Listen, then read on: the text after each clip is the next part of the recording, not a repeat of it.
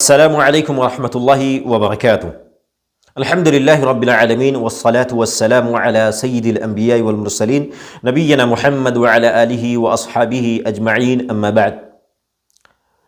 حضرت ابو ہریرہ رضی اللہ تعالی عنہ سے روایت ہے کہ رسول اللہ صلی اللہ علیہ وسلم کا ارشاد گرامی ہے، یمین اللہ ملأ لا تغیضها نفقۃ صحاء اللیل والنہار ارأیتم ما انفق منذ خلق السماوات والارض۔ اللہ سبحانہ و تعالی کا ہاتھ بھرا ہوا ہے، رات اور دن کا خرچ کرنا اسے کم نہیں کرتا۔ کیا تم نے دیکھا کہ اللہ سبحانہ و تعالی نے زمین و آسمان کی پیدائش سے لے کر اب تک کیا خرچ کیا؟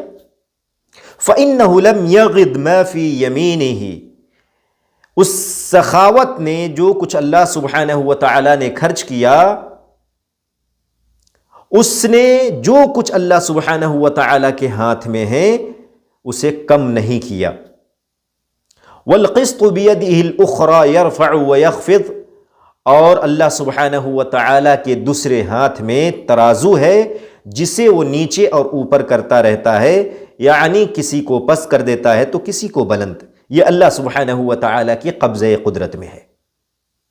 اس حدیث سے جو سب سے بڑی بات ثابت ہوتی ہے وہ یہ ہے کہ اللہ سبحانہ و تعالی کے ہاتھ ہے، لیکن اس کی تعویل، اس کی تشبیہ ہم نہیں کر سکتے۔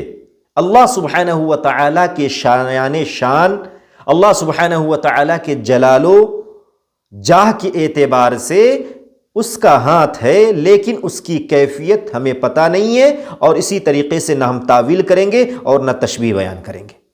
اللہ سبحانہ و تعالی کا ہاتھ حدیث و قرآن سے ثابت ہے تو ثابت ہے، لیکن ہماری طرح نہیں ہے۔ کیسا ہے؟ وہ اللہ سبحانہ و تعالی کے شان ہے، اللہ سبحانہ و تعالی کے جلال کے اعتبار سے ہے۔ اور اس کے اندر جو دوسری بات پتہ چل رہی ہے اس حدیث سے وہ یہ ہے کہ خرچ کرنے کی وجہ سے اللہ سبحانہ و تعالی کے یہاں کمی نہیں ہوتی۔